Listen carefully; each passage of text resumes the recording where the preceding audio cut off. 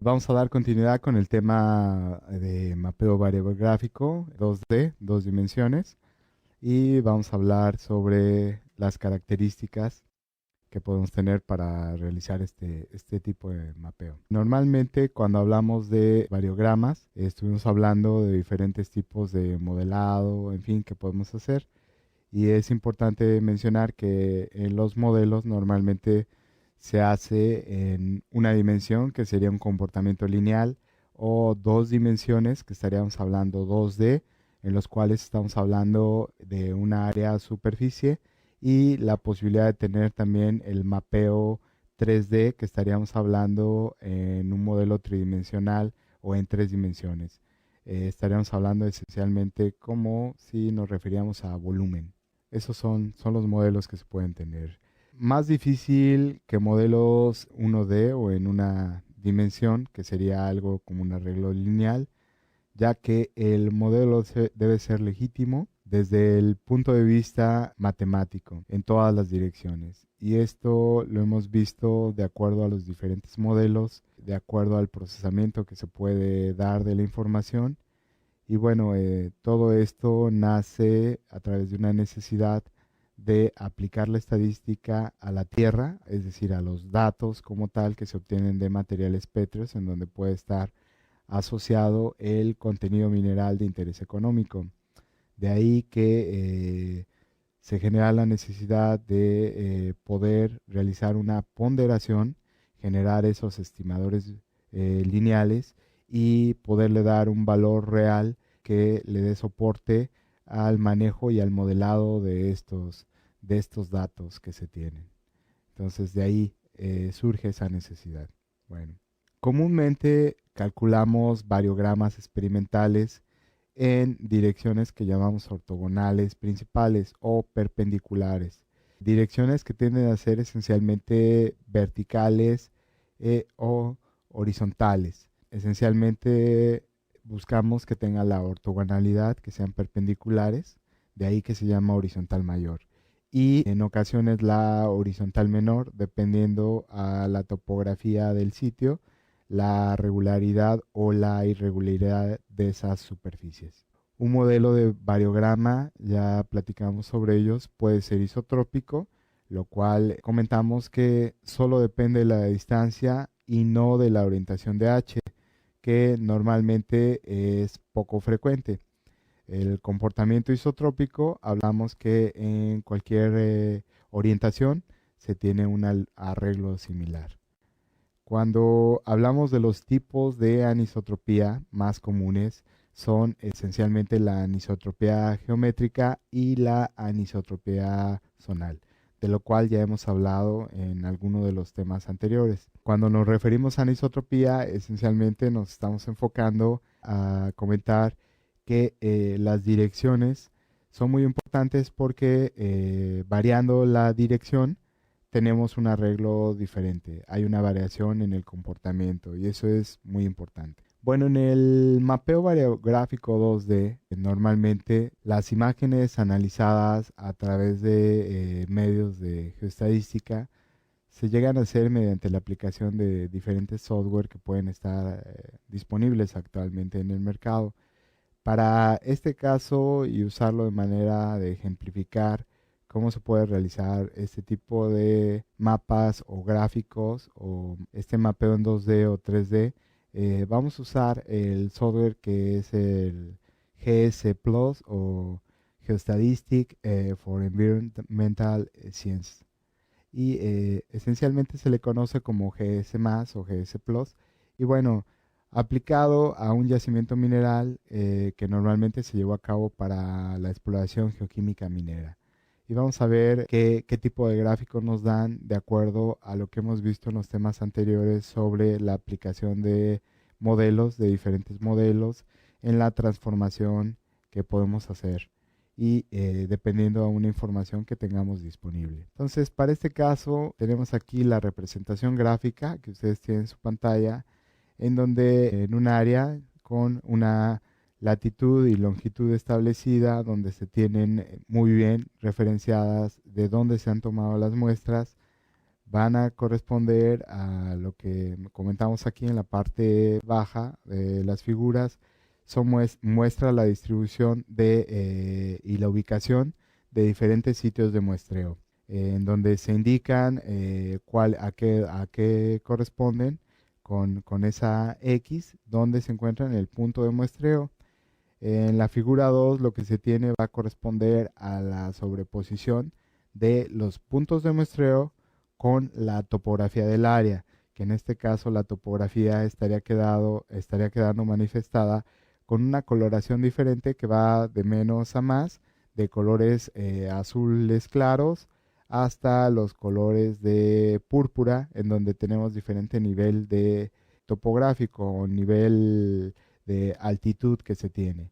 Entonces esto es importante. Si vemos únicamente en un plano los datos donde se ha tomado el muestrado, vemos que se ha generado una malla que tiene una distribución que corresponde a distancia de metros entre las diferentes muestras y tenemos una zona central en esta zona de aquí, donde esencialmente se tiene una mayor acumulación de puntos o mayor acumulación de puntos de muestreo. ¿A qué corresponde esto? Y ustedes pueden ver también en su monitor que en esta zona en apariencia no se puede seguir una línea en donde se tenía proyectado el muestreo. Esto corresponde esencialmente a cuestiones estructurales.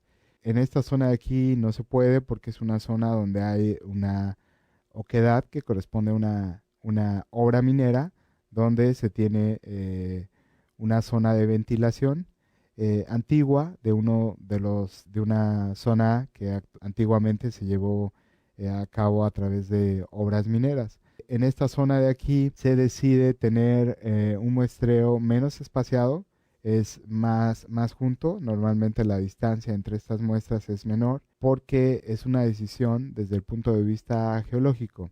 Corresponde a esta área, más o menos tenemos aquí un área de entre cerca de 2 kilómetros por un kilómetro 900 metros, que sería un área de casi 2 kilómetros por 2 kilómetros cuadrados, en donde se tiene un espaciamiento entre las muestras que va en promedio de 50 metros y en sitios donde se tiene un espaciamiento entre 25 metros. Entonces, para esta zona se tiene un espaciamiento menor que estaría relacionado a un espaciamiento entre cada 25 metros. Más cerrado se hace la malla de muestreo. Esencialmente se toman muestras que corresponden a material que son esencialmente de roca que ha sufrido una lixiviación, en donde en ocasiones se presenta una oxidación. Bueno, esa es la distribución. Si únicamente vemos esa distribución sin contemplar la altitud, pues esto lo podemos ver reflejado en un plano de manera sencilla. Se podría pensar que esto está en un plano que puede corresponder a una zona como una planicie. Sin embargo, bueno, la topografía ya pueden ver ustedes cuando se encima esta información, la topografía es variable, cambia. Y la decisión de tomar la concentración de estos datos es porque geológicamente, cuando se hace un trabajo de geología de exploración superficial, se encuentran ciertas anomalías o patrones preferenciales de oxidación en un patrón con un alineamiento en esta dirección. De ahí que se toma la decisión de tener una malla más cerrada en esta zona debido a la evidencia que se había observado desde el punto de vista geológico. Llevando esto interpretado ya a dos dimensiones, se hace ese mapeo variográfico. La topografía ya no se presenta en dos dimensiones, sino se contempla ahora en tres dimensiones, en donde podemos ver esa topografía irregular, donde podemos ver ya esa topografía como no es un plano, sino hay relieve, la morfología de la zona nos está mostrando ya ese relieve en tres dimensiones. Podemos ver que los puntos más altos son aquellos que se encuentran ya en color morado, llegando a este blanco, que sería la zona más con mayor altitud. Estamos hablando de 2.671 metros y lugares donde son los valores de altitud más bajos. Estaríamos hablando de altitudes de 2.283 metros, que serían esta parte de aquí, los valores donde se encuentra la menor altitud. se ve diferente, ya no se ve un plano homogéneo, sino se ve un plano donde topográficamente es irregular.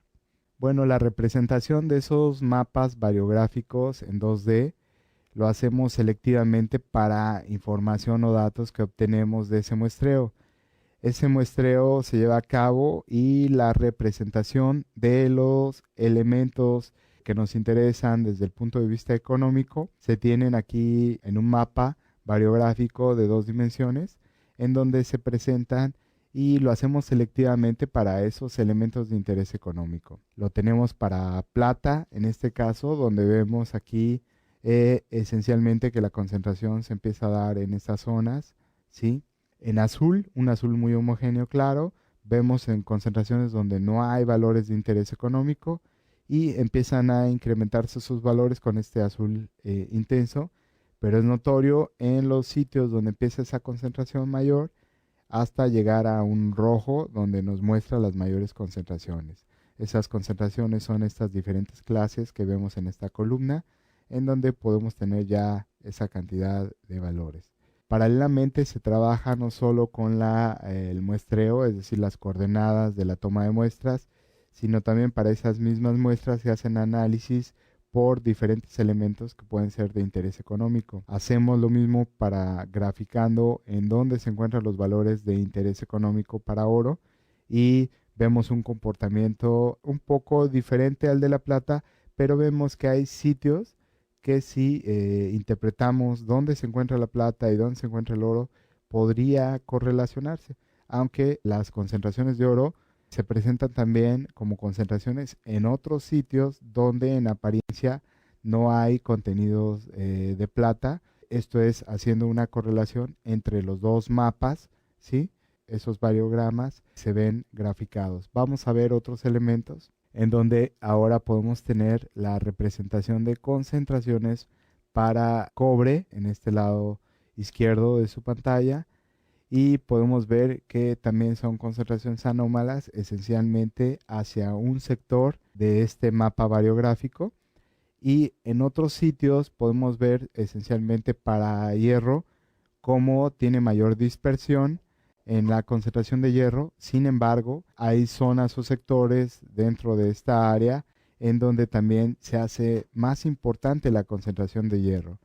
Lo podemos asociar a que hay una correlación directa entre esas concentraciones, ya sea de los diferentes elementos que hemos analizado, esencialmente para plata, oro, cobre y en este lugar la asociación con hierro. Podemos ver aquí cómo tiene la dispersión que puede tener la concentración de hierro, puede ser mayor en el área que está denotada por zonas de oxidación a niveles grados o zonas donde hay mayor manifestación de esta oxidación. Es importante porque lo podemos hacer de manera selectiva para un elemento, pero al final tenemos que hacer una correlación entre los diferentes elementos que se obtienen.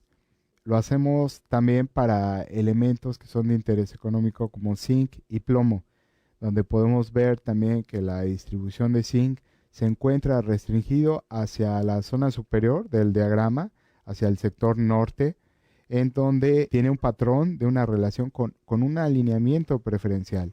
Tenemos lugares donde tenemos la mayor cantidad de concentración y sitios donde esa concentración va disminuyendo, pero esencialmente la acumulación se da en este sector norte, ¿de acuerdo? Y bueno, para concentraciones de plomo, vemos que hay zonas donde preferentemente se da esta concentración. Esta concentración está aquí evidenciada por esta coloración que nos habla de esa concentración anómala, lugares donde se dan las crestas mayores de concentración, es decir, los puntos donde hay una concentración más rica.